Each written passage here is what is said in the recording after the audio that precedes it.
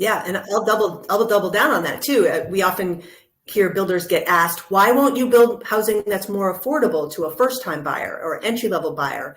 The National Association of Home Builders did an assessment. Local and state regulations contribute 35% to the cost of a new single-family build home.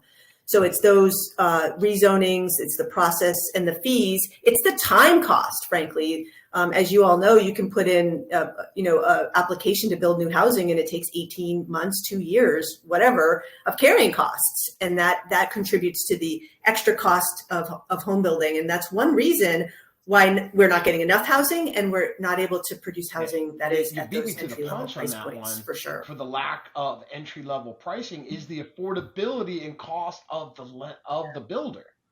Right, to come in and say, "Hey, we're going to build a community in Northern Virginia sub $500,000," they can't do it.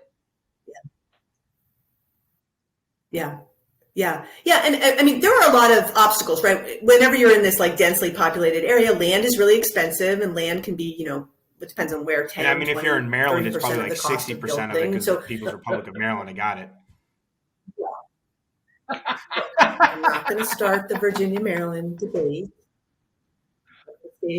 I have to stay neutral in this debate, but it does go back to this point about how regulation, local and state regulation, does have an impact. And localities and states make regulations for lots of good reasons. Don't get me wrong. There are lots of benefits that they're trying to protect, but I'm not sure that the thought process always goes all the way through to how that impacts, families being able to buy a home in the community. The thresholds, so you say, hey, it can't really collect, but we're reaching the upper limits of how far could we possibly go. So when I look at this and I talk to agents that are in the field, just a perfect example. I'm out this weekend hosting a listing, $1.2 million listing. That's a rehab. 110 people came through that house. Yeah. So I'm looking at that going, spring's here. You once said, not too long ago, hey, we're in for a freakishly weird January, so I'm here to tell you I'm seeing it, okay? But I see that and go, I know where I'm at, and that's a rehab project on 1.2. So to say that we're at the upper limits, what's going to, it's crazy. Yeah. Yeah. And I mean, I will, look, we do a survey every month of our Bright MLS subscribers who worked with a buyer in the prior month. And, 40% of the buyers last year in our market were in the New Jersey to Virginia market were first-time buyers. And I trust the data, but I still, and part of that is because there were so few repeat buyers in the market, right? Because they're holding on to their mortgage and they don't want to. I had heard lower numbers. It was 40%, that high. And I think, but like I said, the reason is primarily because there's fewer repeat buyers, it's not like the first time buyers numbers have increased that much. But I keep asking myself, not just first time buyers, but even those 110 folks going through your $1.2 million listing, where are they coming from? Are they, the majority, I imagine, are selling. And I think that's one reason why the market has continued to be so resilient, even with high prices, is we have so much equity in our homes right now. So when you do go to sell and to buy the next home, you have a tremendous amount of equity that you're able to roll into that next purchase. And in essence, sort of buying down these higher rates that have been in the market for the last year. But at what point, though, are we sort of pushing some people who don't have the equity built up? At what point are they pushed out of the market when a $1.2 million home is a rehab? Of that 40% first home buyer, which is, and I know the dynamics of what a true first time home buyer, right? We're hearing that age kind of go up, north of 34, 35 years old, which I think unfortunately is going to be even higher, right? But I am downsizing so that I am not stuck in a house with my kids for another 17 years. I'm going to be clear about that, right? They're on their own. They got to figure this out. But that's what, I don't know what the makeup of that 40% is, right? Yeah. No, I don't either. But I think it's a really interesting point you make about the first-time home buyer of today doesn't necessarily look like the first-time home buyer of a decade or two ago. They're older. They may have a little bit more money, right, because they're older and they've been in their jobs longer. They may not want a condo in the city because they've already had that first kid and they want to make their starter home something more permanent that they're going to stay in for longer. And so it's going to be interesting to see if that trend sort of shifts back or if this is the new normal. So again, it varies. Like obviously DC, Virginia, parts of Maryland, very condo heavy. You had into the different areas, Jersey, Delaware, not as much, maybe back up again into Philly. Do you see though? Is there a big disparity between condos sitting? And I understand 1-1 studios versus 2-2s and above. But how do you look at that trend versus detached single family townhouse trend? Yeah. And it is like I'm glad you pointed that out. We work with data, right? So how people define condos as an ownership structure, 2/2 could be a type of home, not necessarily. So it's a little bit murky, but at the end of the day, we saw that demand for condos really plummeted during the pandemic, right? People didn't want to be in cities. They didn't want to be in an elevator building. They didn't want to come into contact with a lot of people. Since then, though, 2023, we've seen the share of sales in our region cities, that is DC, Baltimore City, Philadelphia City. We've seen the share of sales in the cities back up to pre-pandemic norms, meaning that people are back looking at the city. And I think they are looking more at condominiums because in many cases, that's where the price points are more reasonable. The other thing that is going on is in DC and in Philadelphia in particular, lots of new rental construction has come online. So now you're a condo seller. You're not just competing with other properties someone might be looking to buy. You're competing with a lot of nice new luxury apartments where the landlord's giving 2 months free rent and free parking. And that potential first-time homebuyer might say, you know what, I'm going to rent for a little bit. You all brought up that I think I just want to land for people listening. Historically, since 1980 to about 2020, 40% of all units that transacted across the U.S. were first-time homebuyers.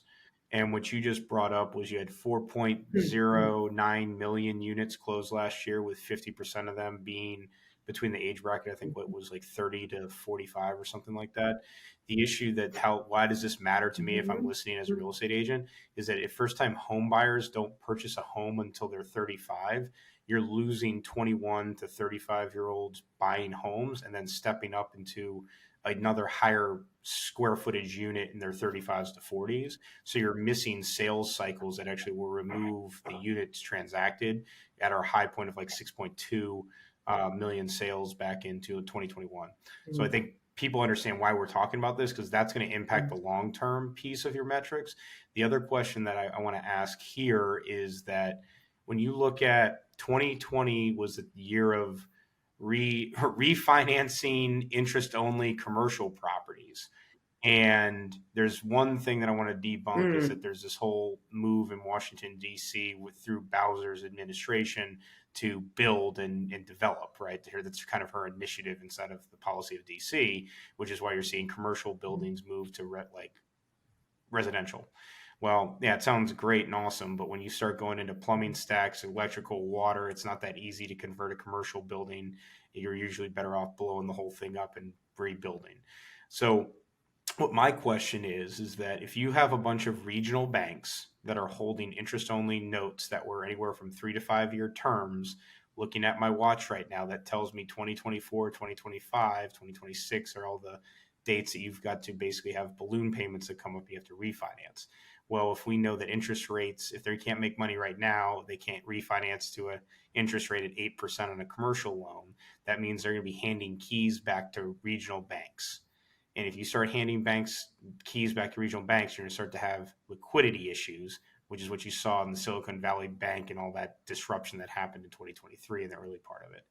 So I don't know if you can even answer this, Lisa, is that what happens when you start seeing, okay, we're at 6.5 right now, and then Q2, Q3, which is usually where they would have been refinancing these buildings, all of a sudden liquidity dries up. You have some defaults by banks. What happens to the housing sector if you have a bunch of properties that have basically defaulted and they can't repurpose them? They can't do anything with them. Now they're holding hard assets and they're not liquid. This is something that I definitely want to, be paying much more close attention to. And I think we all should be. I think it sort of flew under the radar screen. We thought the Silicon Valley Bank and the, whatever the other one was up in New York last year, it was like isolated. And I think I was just talking to someone yesterday actually about the fact that the regional banks here in the Washington area are very highly concentrated in commercial loans. And I think this point you raise about what happens when these payments come up is going to be really tricky. I don't know. The answer, as you point out, is not that they're going to convert them all to housing, right? I think a lot of people throw that out there as a solution to our housing shortfall, and and all you have to do is go into an office building and say, okay, tell me where the windows are in your apartment if you build on this big floor plate. There are really some cool examples in Alexandria and in Falls Church, Seven Corners, where they did convert smaller office properties into residential, but they're smaller. They had smaller floor plates. And honestly, the one in Alexandria, it's right on the river. It's like $4 million a unit. These are not like entry-level homes that they're creating by converting these buildings. So I don't know. I think it's going to be something that we should watch. And I think you've laid out the issue very well. Just like things that people are listening, like I would watch those because that's going to be a big issue in our region because they do. I know, like if you look at like Eagle Bank carries a lot of commercial loans on office space. So I think it's important, like if you're to not completely nerd out, but watch the bond market, watch your commercial loans and what's going on there. And what's been interesting to me is flipping between CNBC and Fox Business. I have not heard anything negative about the housing market. I've heard some negative things about the commercial side, but literally I'm going back to the Warren Buffett thing of when everyone is joyous, be fearful. When everyone's fearful, be joyous, because that's what I'm like, how are people not looking at this? Because I don't believe Powell's going to move anything until May. I think that's when he does that. And then he is going to be isolating himself from this whole political election that's going on.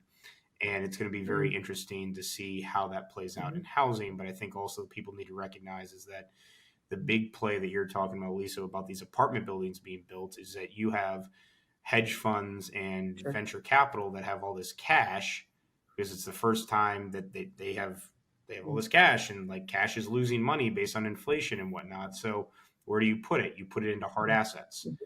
When you put into hard assets, what do you want? You want multifamily. Well, if I've got multifamily, my rent roll is going to be a lot better than had it been sitting in some other like ETF or something else that I want to sit in.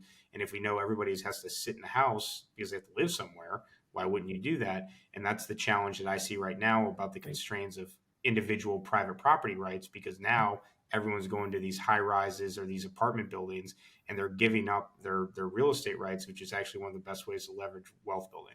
So as agents or real estate people, if VC and Wall Street money is going into housing, I'd be thinking about how do I go into housing and how do I become the landlord on those things? Because I think, at least in another tidbit for anybody listening, the only return in real estate right now that I see is multifamilies.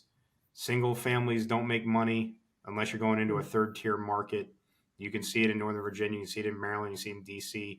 You're playing an appreciation game where you're not actually cash flowing. So like going through all this economics is that you can't cash flow at 8.5% on a commercial loan right now. And unless you're going into multifamily and you're house hacking. And I think it's important for people to say, like, how do I make money?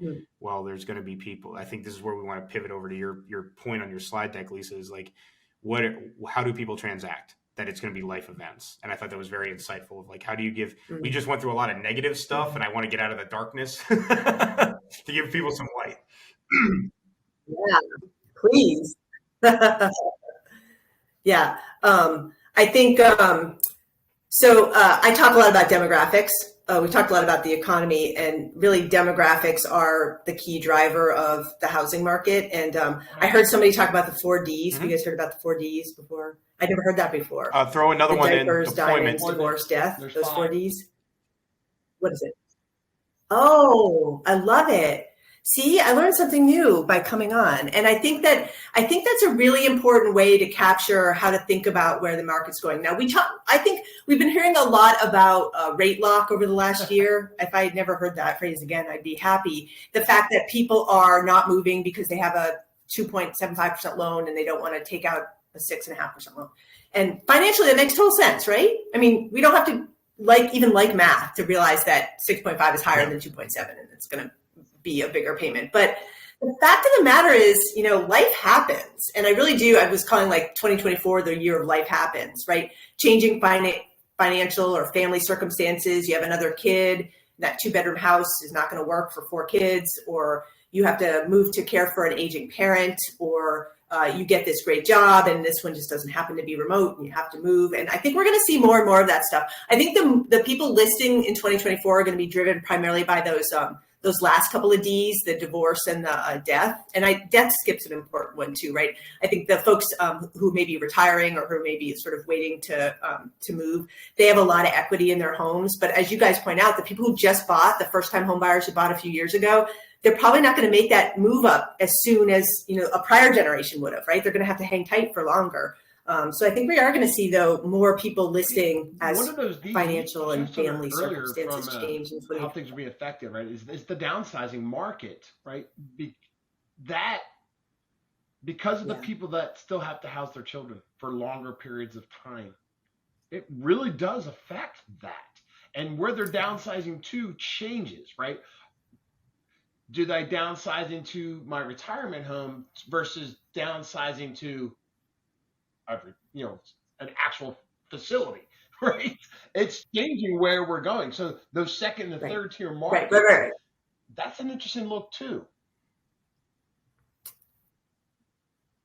Yeah. And one of the things that I often like to think about is, I ask people, where is the number one place that people move when they retire? And often people will say Florida or Arizona, but the answer is grandkids. And when you see where people most often move, if they do move in retirement, it is to be closer to where their grandchildren live. That's frankly one of the reasons why the Washington area has kept so many baby boomers and older, because the grandkids are here because the parents have jobs here. I'm really curious to see what happens, because during the pandemic, we saw people in their 20s and 30s, young families moving to Memphis, moving to Austin, moving to cities in the Midwest, certainly moving to the Southeast, North Carolina, South Carolina. Is that where the retirees from the Washington area are going to go? They're going to follow the grandkids that affordability factor, when they do end up moving. They can no longer live in the larger metropolitan areas, right? 100%. Where do they go? And what COVID has allowed, and people still find it fight this, is the remote work, right? So with true remote work, which is in flux, right? When people come back, we're recognizing that performance is suffering to a degree, but there's still a lot of that because that genie's been out of the bottle. It's kind of hard to take it back.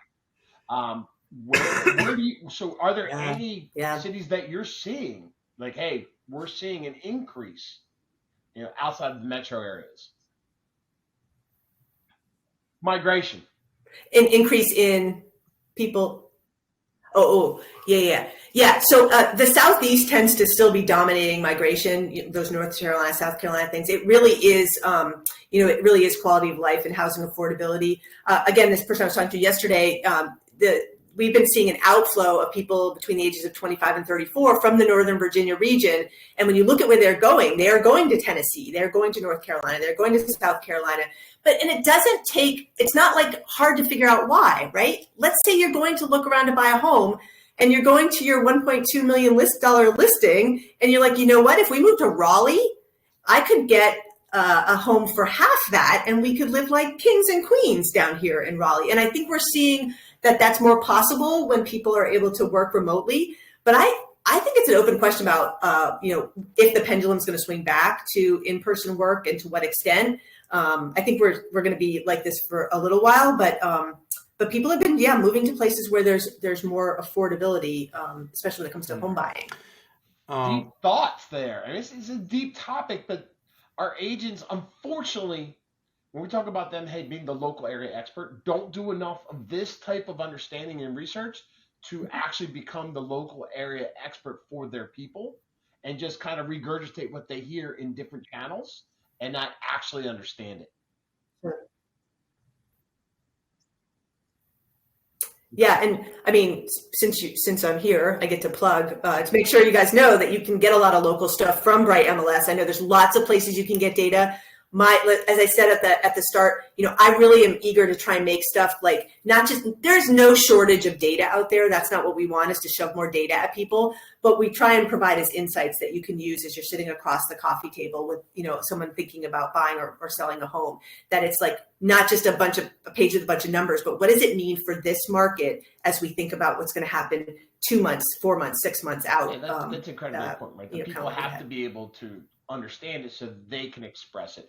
And you don't have to go just to the micro level, right? Of, hey, look, this week there's a lot of information that's going to be dropped, the different reports that are coming out this week. but Totally. understanding that those things happen and what was the result of that. Those are the conversations, right? So, could kind of wrap us up here. Definitely. And there's a couple takeaways that everybody's listening. And Lisa, if you want to add some color to anything that I bring up, feel free to, or Dave.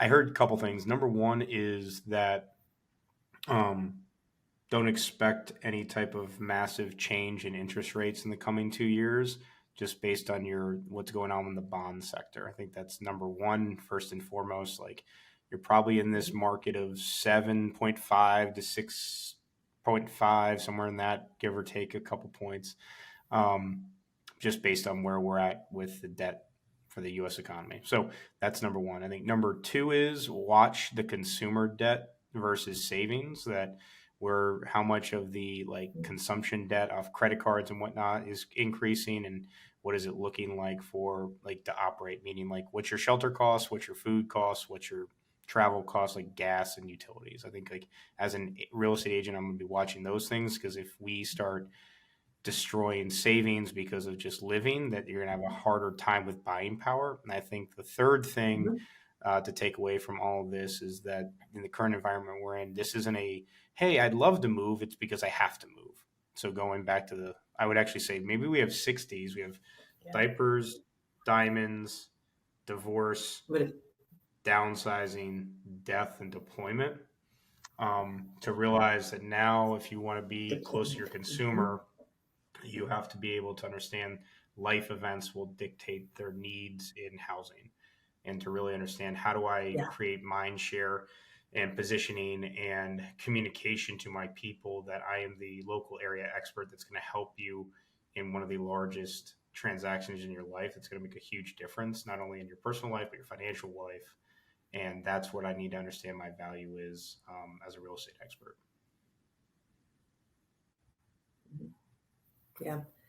Yeah, I totally agree. I'm, just to pick up one quick point on the consumer and the consumer spending. I also think it's really important to watch the economic data, sure, but let's watch the data on people's moods, right? Consumer confidence being the kind of the mood measure, particularly in our area. What happens on the federal, in the federal government if we have more government closures, government shutdowns, if we have a presidential election that goes haywire again, all of that stuff makes people nervous.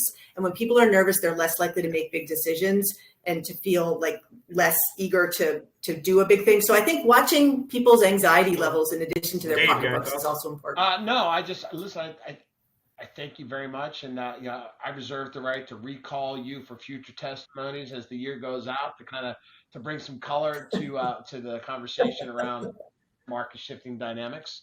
And what I'll be sure to do for those of you listening, if you go to our YouTube channel, we'll make sure that we upload the resource channel from Bright, where you can get all the information that Lisa shared with us and that we used to stem today's conversation.